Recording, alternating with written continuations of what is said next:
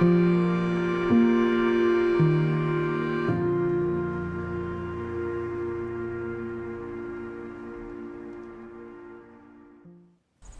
does this structure mean to you?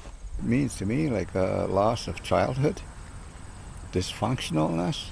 We did a lot of crying here. We did a lot of fighting amongst each other. November 11th, 1942, a day 83-year-old Geronimo Henry recalls very clearly. You walked through these doors at 5, 6 years old. Yeah. Can you take me back to that day? We kind of like had a group hug, and of course me being the youngest was like we were all crying and screaming, you know, like, Mom, don't leave us. Geronimo, alongside his 3 older siblings, stood at the entrance of the Mohawk Institute Residential School in Brantford, Ontario, knowing everything was about to change. But anyway, she left. You know, we could just see, stood there for a moment, like as she got in this car and she went down that laneway and just out of sight. From that point on, for the next 11 years, Geronimo no longer had a name. He became number 48, something he would later in his adulthood tattoo on his hand, alongside the word survivor, remembering the pain he lived through. He would join other Indigenous children from 6 nations. No names, just numbers. The whole idea of these residential schools was to, you know, to assimilate us. Yeah, assimilate us into the dominant white society, I guess you could say. And the way to do that was to take our culture and our language and our beliefs away from us. For Geronimo, the days began at 6 a.m., 7 days a week, woken from his sleep by staff. Older boys would go out into the farm. They had a big farm here. You know, eventually I got out doing that at about 7, I guess. The work followed by a short breakfast before school, an overcooked oatmeal served every day with a glass of skim milk. If they were lucky, a slice of bread. Geronimo remembers a dump about 5 minutes away that some kids would sneak away to just to fill their stomachs, especially if they were pulled out of class to do more work on the farm. Sometimes they would take me out of school.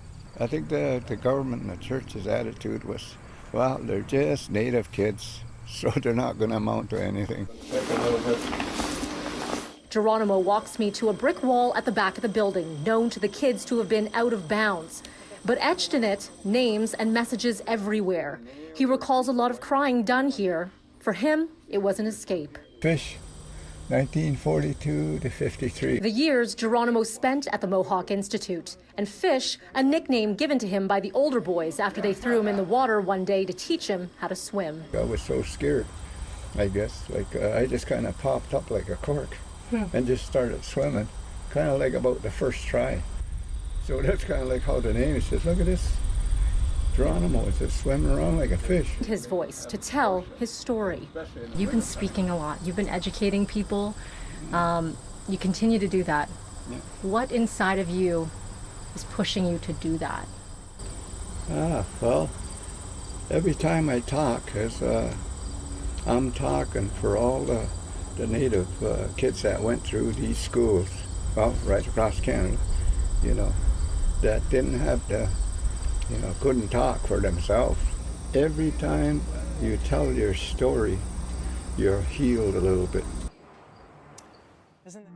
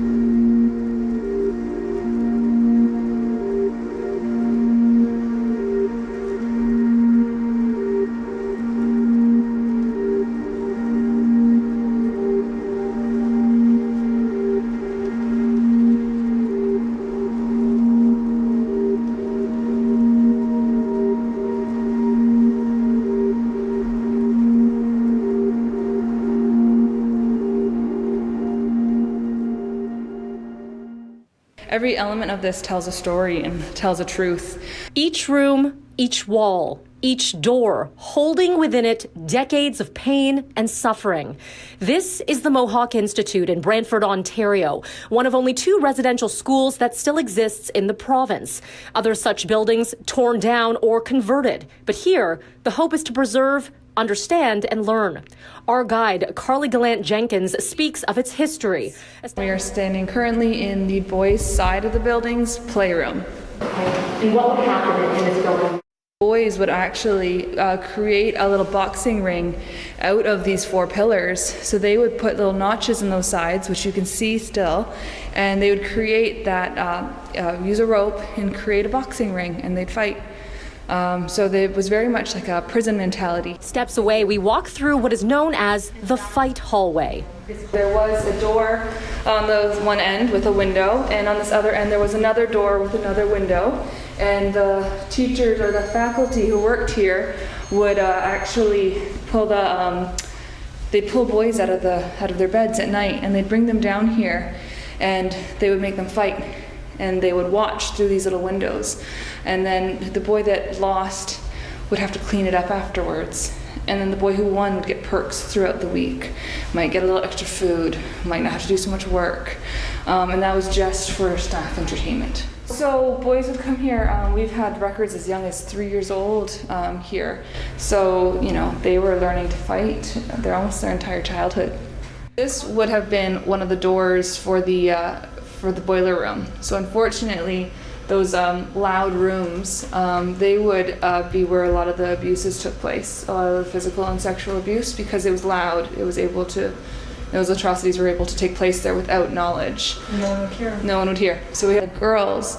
One of their roles was to do the laundry for all the other students and the surrounding community. So they actually got hired out from the school to do the community's laundry. So the school was profiting off of their labor. So this is another room where a lot of physical and sexual abuse took place because it was able to be disguised by the volume of the machines.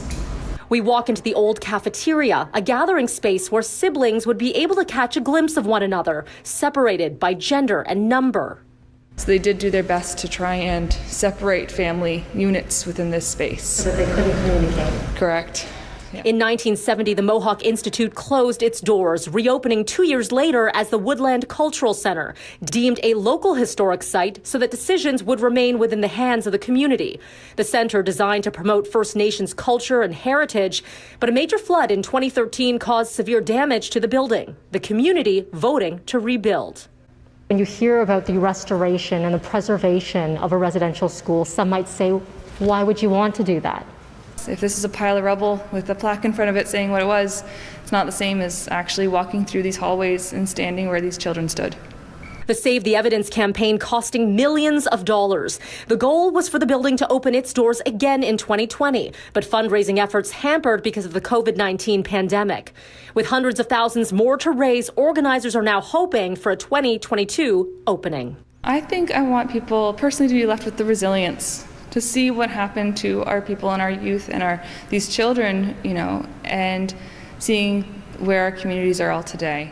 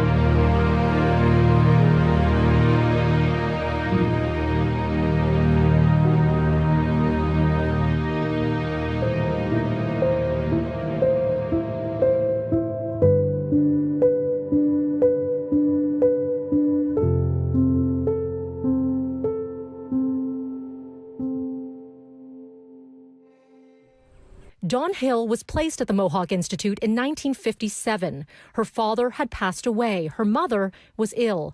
A then 7-year-old Dawn, alongside her 2 sisters and brother, kept apart by the staff as much as possible. Her interactions with her brother, brief and from a distance. When I would see him in the dining room, I'd wave at him and he'd wave back. And that's the only time I got to talk to him, and one day he was gone. Nobody thought to tell us where he went or what happened to him. Dawn describes the violence she experienced, given the strap for sleeping in the same bed as her sister. A culture of fighting among kids that was never stopped by staff. Knuckles hit with a pointer for not holding her pencil correctly. Her younger sister, Roberta, sexually abused. You always lived in constant fear. There was always that background violence, you know, the fear of not doing the right thing, or, I don't know, you didn't even know what you did wrong sometimes. That abuse continued as the sisters left the school and went into foster care. Dawn recalls what happened with her foster father and older son who lived with them, behavior that at the time she did not know to be wrong. Because they were touching us inappropriately, saying, oh, I didn't see you there, or whatever, you know, that type of stuff. I chalk that up to the fact that we didn't have a lot of social skills. We didn't know the norms for society.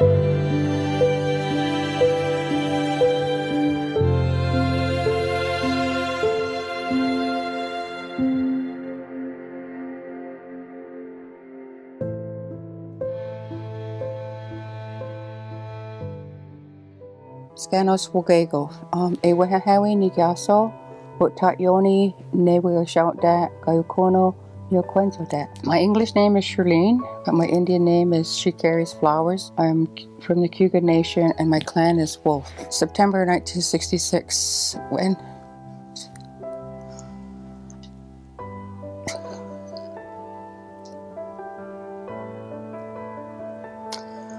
4 of us were first apprehended from my mother by the Children's Aid and taken to the residential school. I was able to forgive myself for feeling this way all these years because it's only about 16 years ago when I took off this coat of shame and guilt and said, I was at that school. I took my children there when they were younger. I took them to the museum.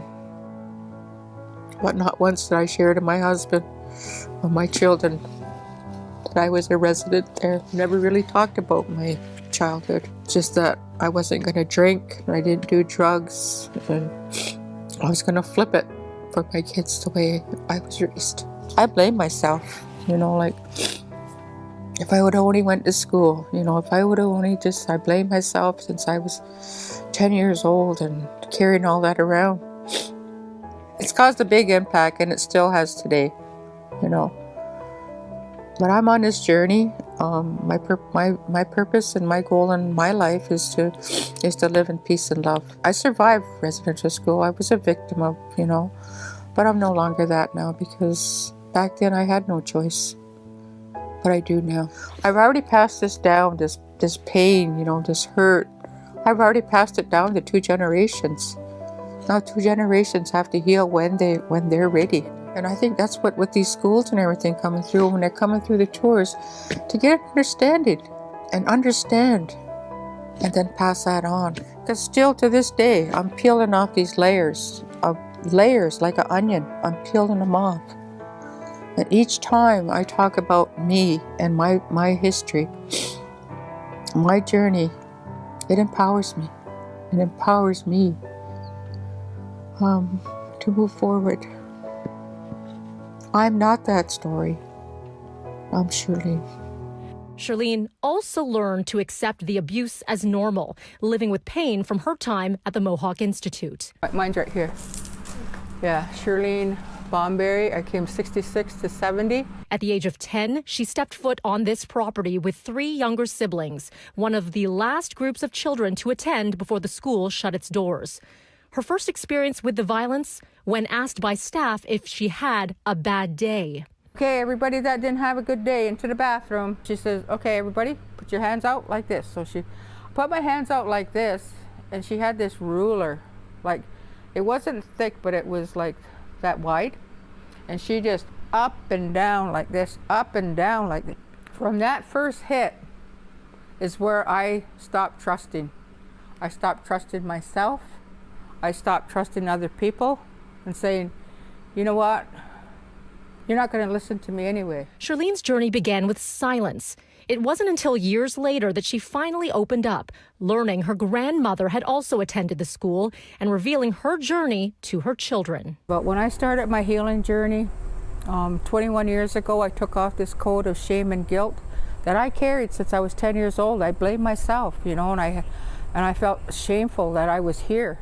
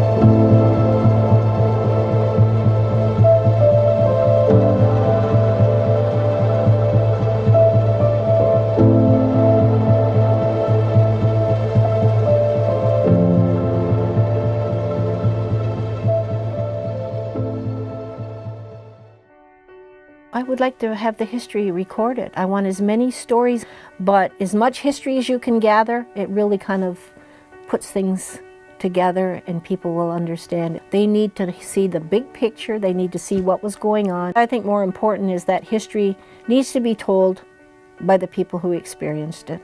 As victims of this whole residential school era, it needs to be told from us. And that's it. And that's what I hope with Saving the Evidence. You gather as much as possible that reinforces what we're saying. Is that we're not lying to anybody. We're trying to tell you what happened in that time period. And so it is history. Like it or not. Ugly, it's a shared history. Here. I think it's important that people hear from a lot of people who what they experienced here. So mostly so it doesn't happen again.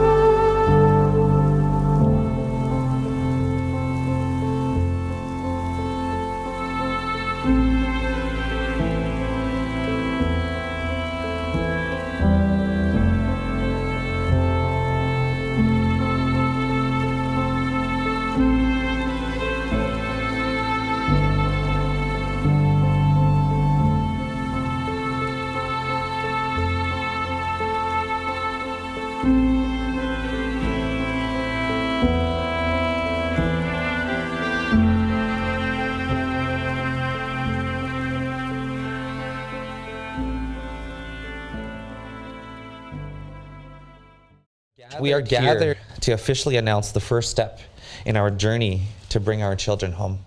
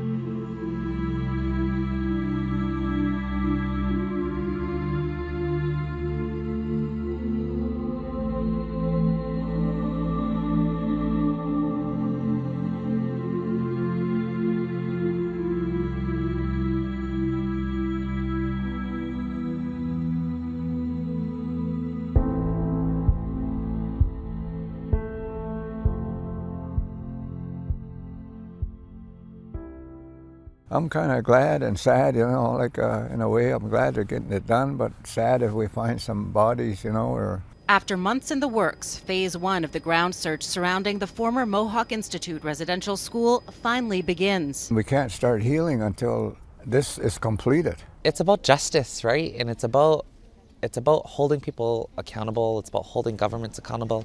The 500-acre area will be searched in grids, starting with the land immediately surrounding the former Anglican Church-run, government-funded Mohawk Residential School. For survivor Geronimo Henry, this day couldn't come soon enough. Well, what reconciliation means to me is like you gotta make right all the wrongs that you did all down through the ages. Henry spent 11 years of his life at the Mohawk Institute, arriving when he was just 6 years old. Dawn Hill, another survivor, came to the institution from 1957 to 1961, and she remembers the violence. If they heard you talking, they'd call you down and strap you, which left big welts on your hands. Nobody ever hugged you. Nobody ever said something really nice to you. The survivor-led search using 2 ground-penetrating radar machines is being monitored by the survivors' secretariat. There's a number of mandate areas, one of which is coordinating the protocols and processes for the ground search of the Mohawk Institute. The Joint Police Task Force began their work this morning. It could be a crime scene, so it's being treated like one. We have members of the OPP that are helping lay out grid searches as if it were a crime scene. And we have officers from the Six Nations Police as well. The institution operated from 1831 to 1970, making it the oldest and longest running residential school in Canada. It runs deep, you know, but we're just gonna take it one step at a time.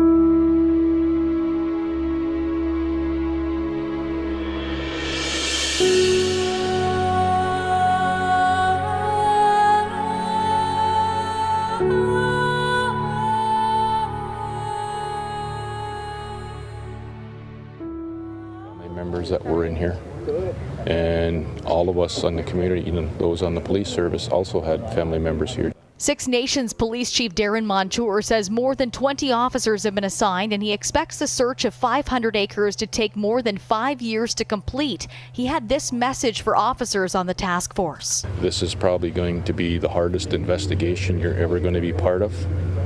but throughout your policing career, it's probably going to be the most rewarding too.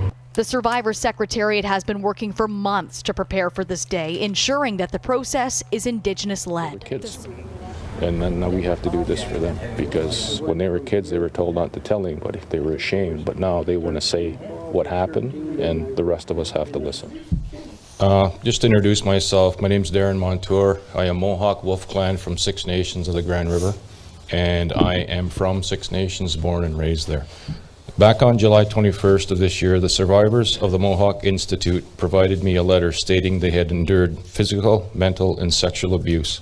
They also brought forward allegations of staff participation in the deaths of fellow students during their time here.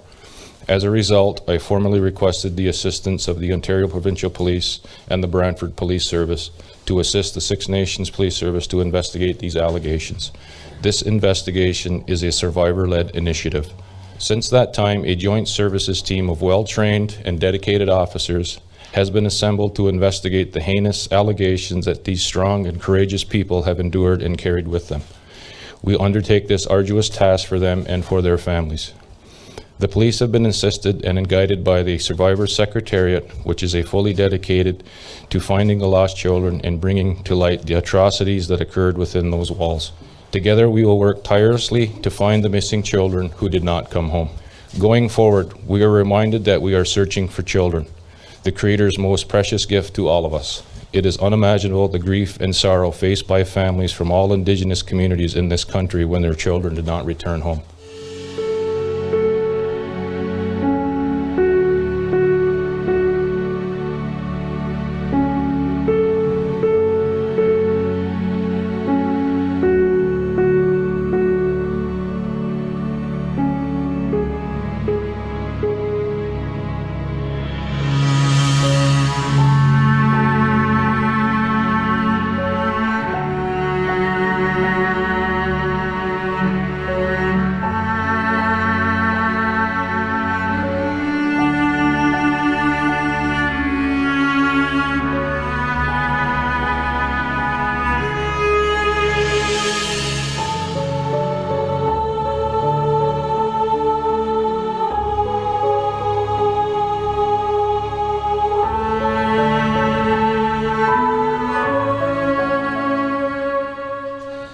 For many, this day has been long awaited, but also brings with it a stark reminder of the atrocities that were committed against our people in these institutions.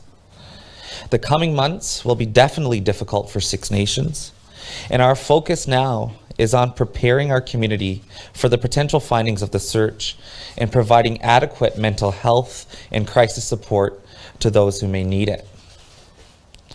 The Mohawk Institute was the oldest and longest running residential school in Canada.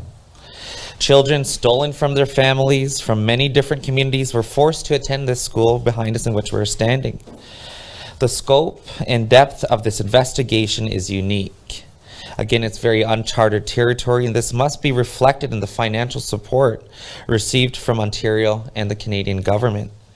I call upon them to make good upon their commitments to reconciliation by expeditiously supporting this work in whatever capacity is needed. In closing, I want to thank everyone involved in this investigation for their commitment to attaining justice for our survivors, our communities, as well for bringing our lost children home.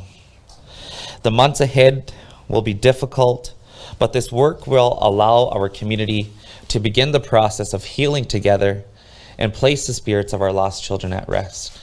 Again, it's been a very challenging time today, and you know it was difficult for me even outside of these words. I want to be like Don as well and try to speak from what I'm feeling, and it's tough. This has been very tough on our community, and where we got to go from here is going to be even more difficult. Again, our main focus now, as we know, we're still very much in a pandemic.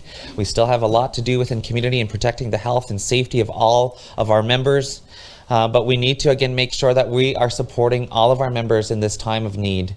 So we will be looking to all governments, again, for adequate funding, especially around mental health. We know even with the impacts of COVID in mental health and what that has had on general public.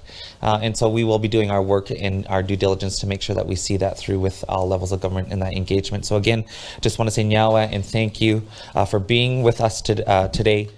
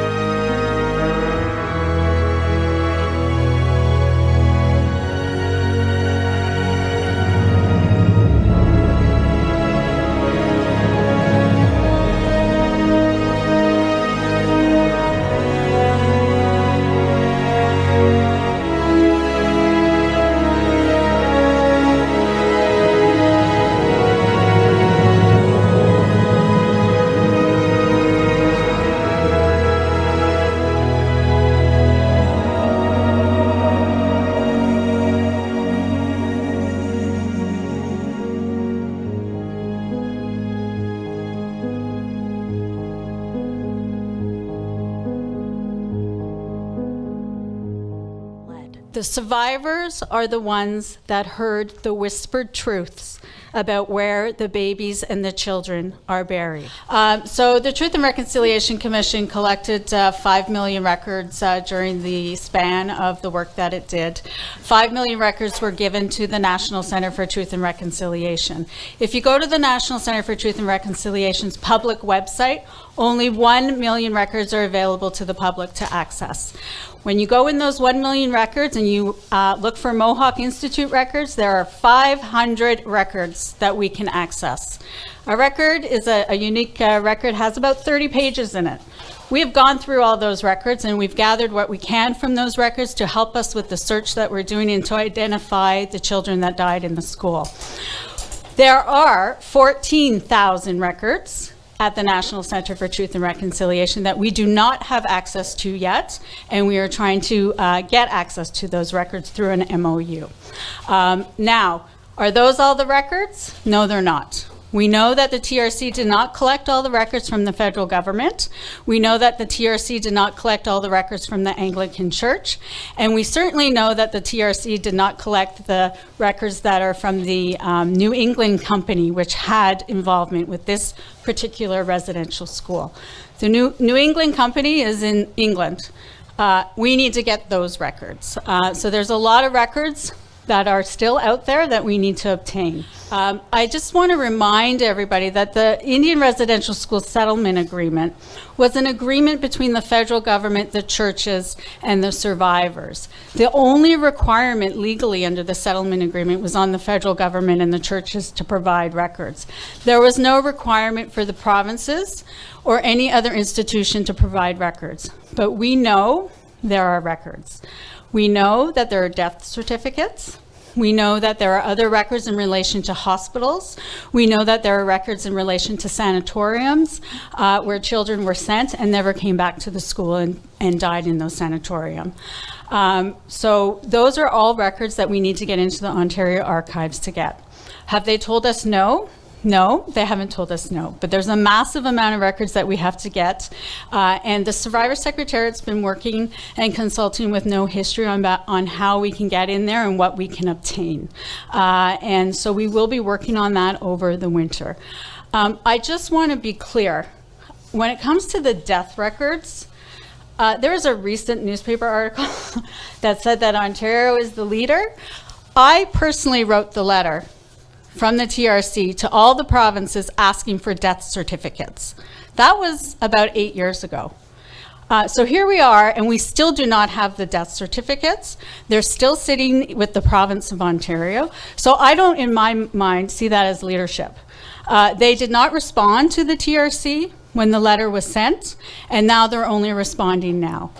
So there are those records, I'm told, Chief Phil, I think you said 1,900 records of death certificates. We need to look at those. We don't need my good friend Dr. Heyer looking at them. We don't need Indigenous Affairs looking at them. The Secretariat and the community needs to look at them because they know who their people are. They know which kids went to this school. They know the names. The bureaucrats don't know those names.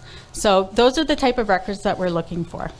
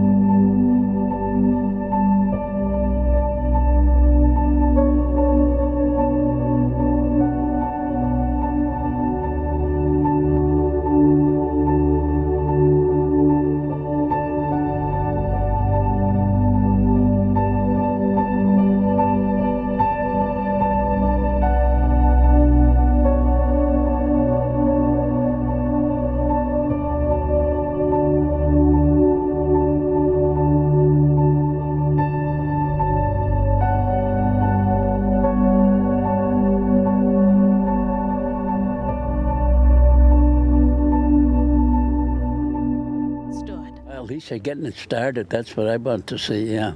It's taken a while because they knew all along there was something like that, you know. For survivors like 84-year-old John Elliott and 65-year-old Charlene Bomberry, who endured emotional and physical abuse at the school, the search marks a moment in history. I'm so happy for today and here in my lifetime, and my children's lifetime, and my grandchildren's lifetime, and my little grandy, you know, that it started.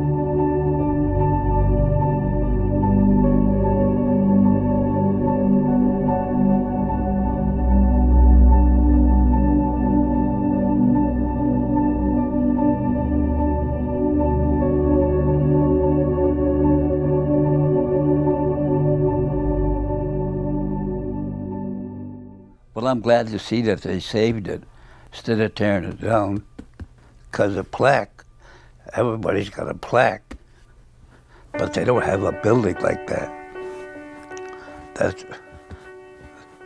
That's quite a building. I was sent to this place, and I was glad to get out here, but I ran away to get out of here. The officers never called me Dawn.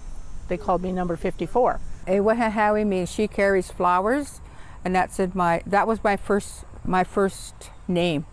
I'm very proud that I can say who I am in my language, because that's what this part of this what was, to take away our language and our culture and our tradition. Dawn Hill, John Elliott, Shirlene Bomberry, 3 separate stories united in trauma. Each attended the Mohawk Institute in Brantford, Ontario, operating as a residential school for 140 years. Remains. Do you remember the day that you were brought here? Yep, September the 7th, 1947. Me and my older brother and my sister next to me. The boys master took us down through the school and down the playroom.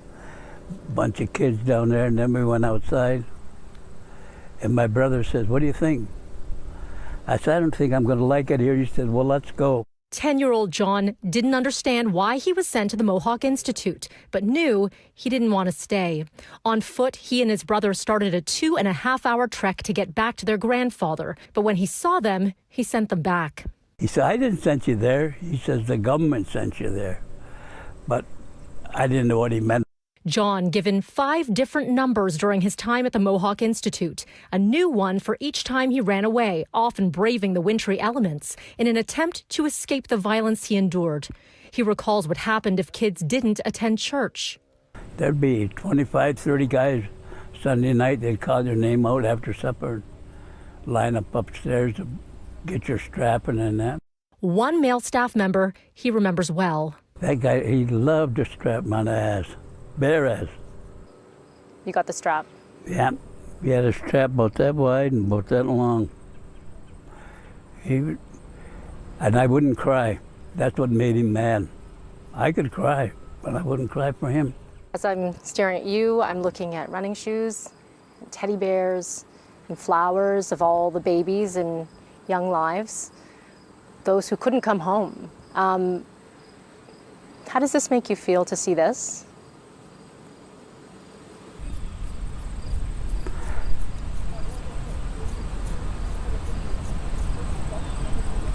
That is pretty tough.